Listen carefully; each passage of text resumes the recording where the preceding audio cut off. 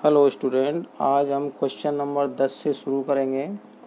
इससे पहले मैं आपको बता दूं, जो मैंने कल आपको क्वेश्चन नंबर 9 बताया था, तो इसमें 2019 में पिछली बार बोर्ड एग्ज़ाम में एक प्रश्न आया था, जिसमें था प्रश्न तुंगभद्रा परियोजना किन किन राज्यों की संयुक्त परियोजना है, तो जिसका आंसर था आंध्र प्रदेश व कर्नाटक।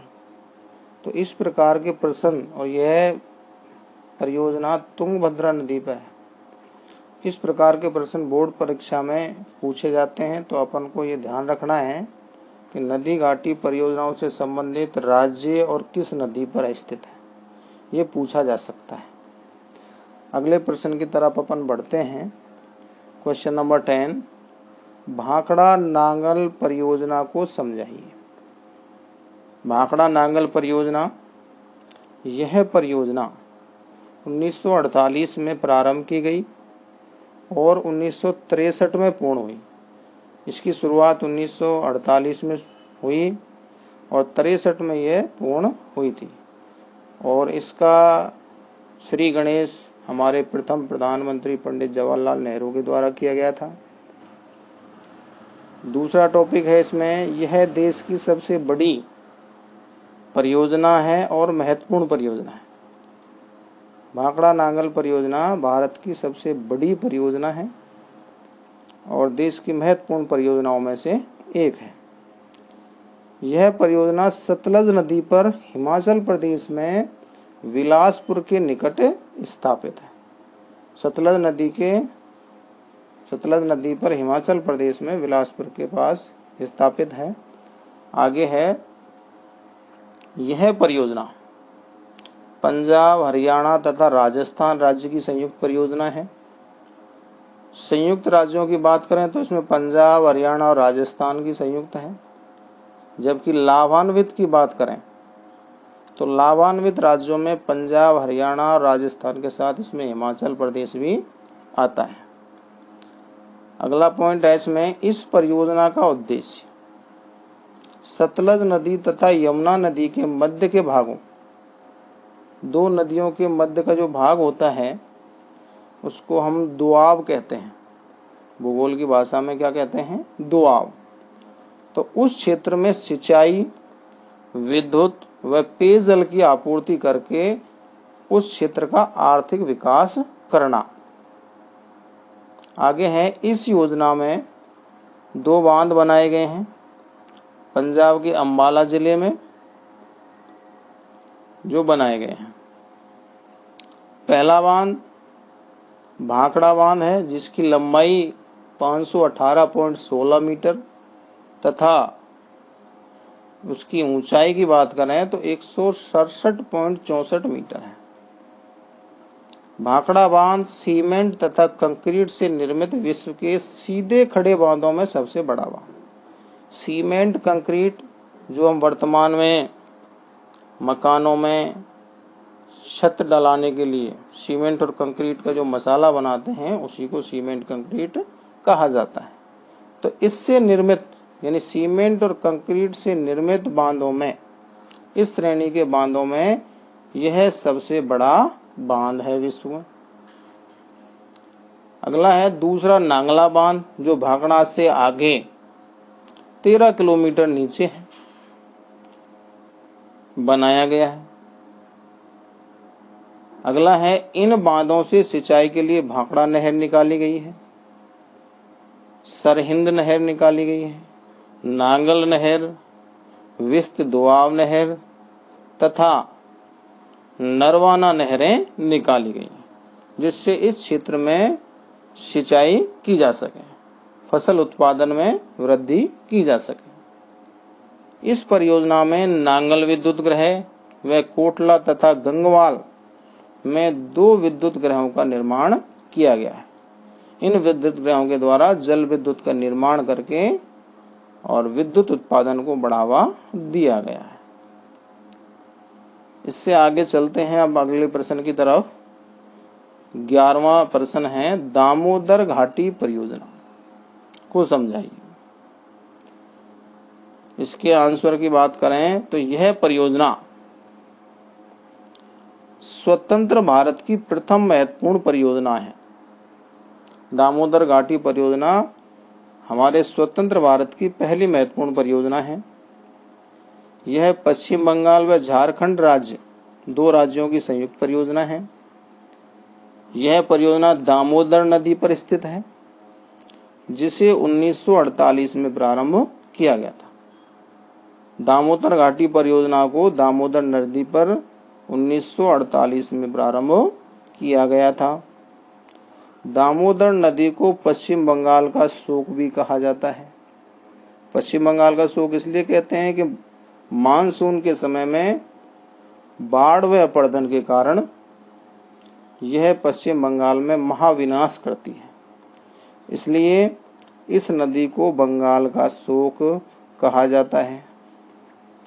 दामोदर नदी छोटा नागपुर के पठार, जो कि झारखंड बिहार क्षेत्र में है, में 290 किलोमीटर बहती है तथा पश्चिमी बंगाल में 240 किलोमीटर बहकर हुगली नदी, जिसको गंगा नदी कहते हैं, गंगा नदी का दूसरा नाम पश्चिम बंगाल में हुगली नदी है, इसमें ये नदी दामोदर नदी मिलती है। यानी कि कहने का अर्थ ये है कि गंगा नदी की सहायक नदी है।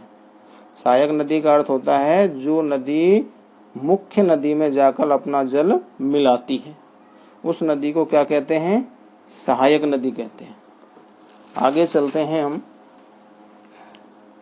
छठा पॉइंट है इसमें, इस नदी के द्वारा 18,000 वर्ग किलोमीटर क्षेत्र बाढ़ व अपरदन से प्रभावित होता है।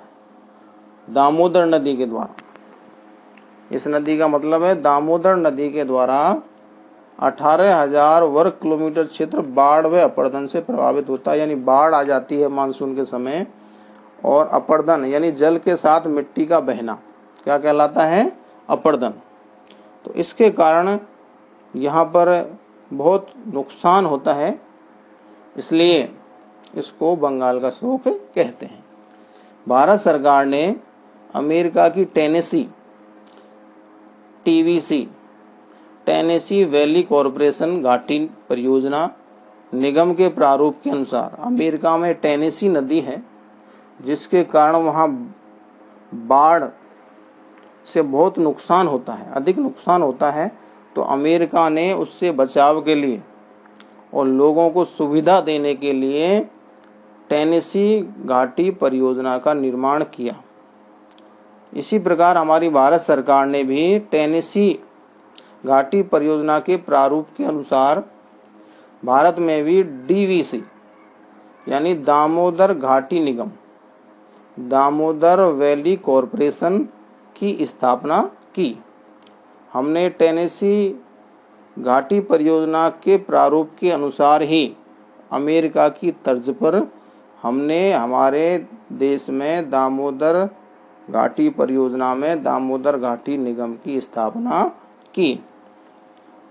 अगला है, इस परियोजना का उद्देश्य पश्चिम बंगाल व झारखंड के नदी घाटी क्षेत्र का विकास करना है व वहां के स्थानीय लोगों के जीवन स्तर में सुधार करना है। जीवन स्तर में सुधार का मतलब है वहां के लोगों के लिए बाढ़ से बचाव हो सके, कृषि में सिंचाई के लिए जल प्राप्त हो सके, पशुपालन के लिए जल प्राप्त हो सके, पेयजल प्राप्त हो सके, जिससे उनके जीवन स्तर में सुधार हो सके। अगला पॉइंट है, इस योजना में दामोदर की सहायक नदी, मैंने अभी बताया था सहायक नदी वो होती है जो मुख्य नदी में आकर अपना जल मिलाती है। तो दामोदर नदी की सहायक नदी है बाराकर नदी। इस पर मैनथान बांध बना हुआ है, बाल पहाड़ी बांध व तिलैया बांध, 3 बांध बने हुए हैं बाराकर नदी पर। बोकारो नदी जो कि झारखंड में है, इसकी सहायक नदी है दामोदर की, इस पर बोकारो बांध। कोनार नदी भी इसकी सहायक नदी है, इस पर कोनार बांध तथा दामोदर नदी जो मुख्य नदी है, इस पर अगर बांध। बरमो बांध, बाल पहाड़ी 8 बांध, एक दुर्गापुर में है, दुर्गापुर अवरोधक बांध। ये मुख्य नदी दामोदर नदी पर है। अगला पॉइंट है बोकारो, जो झारखंड में है। यहाँ लौह इस्पात केंद्र भी है। बोकारो और दुर्गापुर ये लौह इस्पात केंद्र के लिए भी प्रसिद्ध हैं। हम अगले लेसनों में जब औद्योगिक केंद्रों को पढ़ेंगे तो उसमें ये बोकारो दुर्गापुर को भी पढ़ेंगे, जिसमें लौह इस्पात की प्रमुख कंपनियां हैं। बोकारो जो झारखंड, चंद्रपुर पश्चिम बंगाल, दुर्गापुर भी पश्चिम बंगाल में 3 जल विद्युत गृहों का निर्माण किया गया है, इस परियोजना में किया गया है। आगे हैं 2500 किलोमीटर नहरी प्रणाली का विकास भी इस योजना में किया गया है।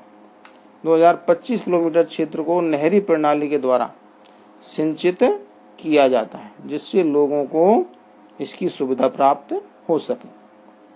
अगला क्वेश्चन है क्वेश्चन नंबर 12, हीराकुंड परियोजना को समझाइए। तीसरी महत्वपूर्ण परियोजना है ये, केंद्र संचालित। यह प्रायद्वीपीय भारत की महत्वपूर्ण योजना है। सबसे पहले प्रायद्वीप वह भूखंड होता है जो 3 ओर जल से घिरा होता है।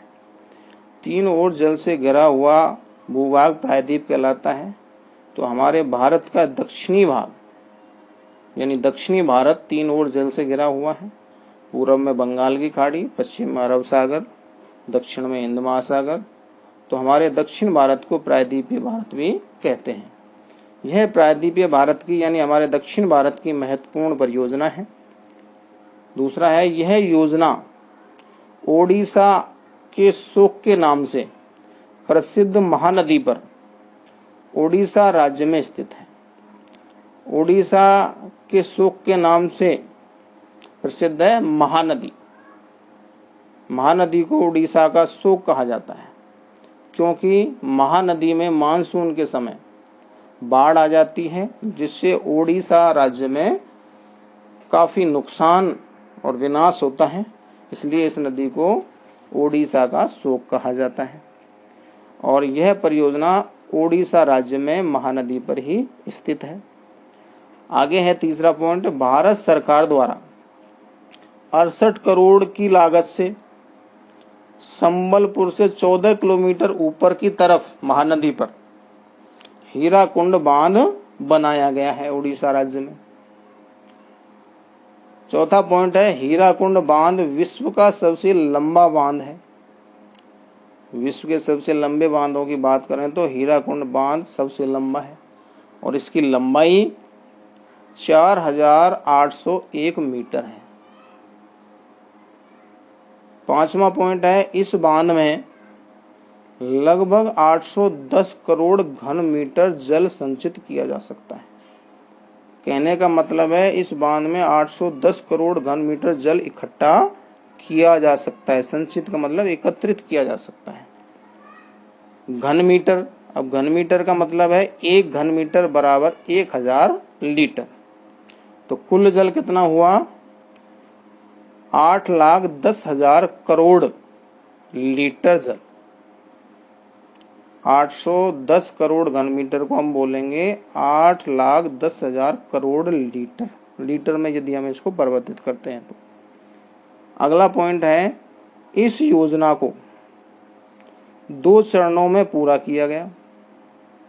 2 चरणों में इस योजना को पूरा किया गया था। प्रथम चरण में ओडिशा के संबलपुर जिले में, संबलपुर जिले के बाद हीराकुंड बांध बनाकर इसके दाईं ओर बोरगढ़ नहर तथा बाईं ओर सेसन व संबलपुर नहर प्रणाली को विकसित किया गया। प्रथम चरण में इसमें संबलपुर जिले में हीराकुंड बांध बनाया और इसके दाईं ओर बोरगढ़ नहर बनाई, बाईं ओर सेसन और संबलपुर नहर प्रणाली विकसित की गई। दूसरे चरण में 4 विद्युत गृहों का निर्माण किया गया।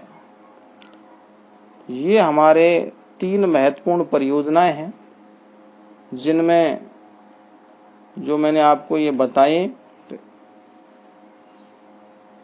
ये आपको समझ में आया होगा। धन्यवाद।